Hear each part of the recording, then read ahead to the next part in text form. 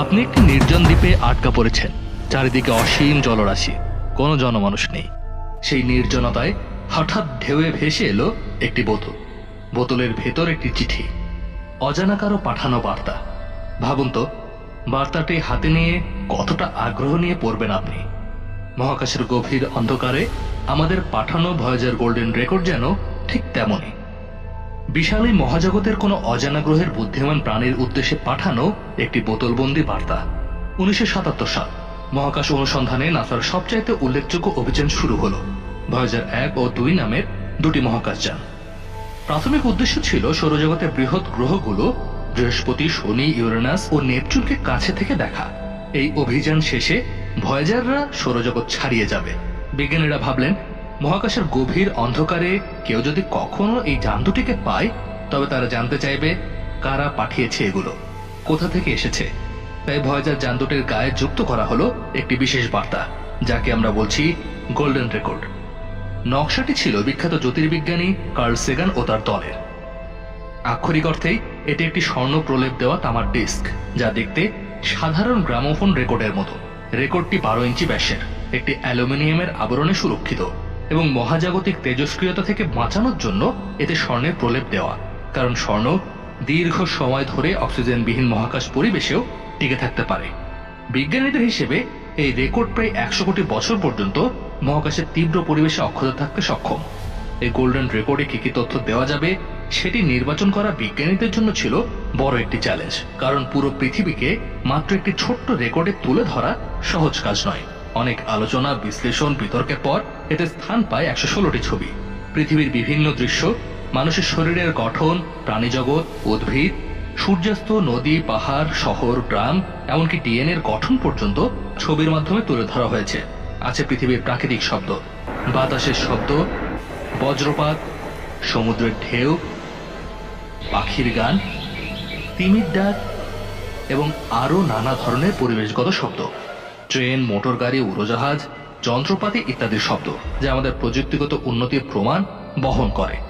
আছে বাংলা সহ 55টি ভাষায় ভিন গ্রহবাসীদের জন্য শুভেচ্ছা বার্তা। বাংলা ভাষায় বলা হয়েছে, নমস্কার, বিশ্বে শান্তি হোক। বিদেওয়ান থেকে শুরু করে মোজার্ট, চীনা লোকসঙ্গীত থেকে ভারতীয় শাস্ত্রীয় সঙ্গীত, পৃথিবীর নানা সংস্কৃতির 90 মিনিটের সঙ্গীত রয়েছে এই রেকর্ডে।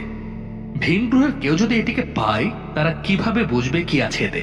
এজন্য রেকর্ডের কাভারের উপর সহজ কিছু চিত্রের মাধ্যমে নির্দেশনা দেওয়া হয়েছে কিভাবে রেকর্ড বাজানো যাবে। এতে মহাজাগতিক হাইড্রোজেন পরমাণু সংকেত থেকে শুরু করে রেকর্ড চালানোর গতি ও পদ্ধতি বিস্তারিতভাবে দেখানো হয়েছে। কিন্তু ভিন গ্রহের প্রাণীরা আমাদের সংকেত কিভাবে বুঝবে তা আমরা জানি না। বিজ্ঞানীদের আশা, বুদ্ধিমান প্রাণী হলে মৌলিক গণিত ও পদার্থবিদ্যার সূত্র তারা বুঝতে পারবে। ভয়েজার গোল্ডেন রেকর্ড মূলত মানবজাতির আশা, স্বপ্ন ও ঐক্যের প্রতীক। এই বার্তা পাঠানোর উদ্দেশ্য শুধুই বৈজ্ঞানিক নয়, এটি দার্শনিকও। আমরা মহাকাশের বিশালতায় নিজেদের অস্তিত্ব জানান দিতে চাই।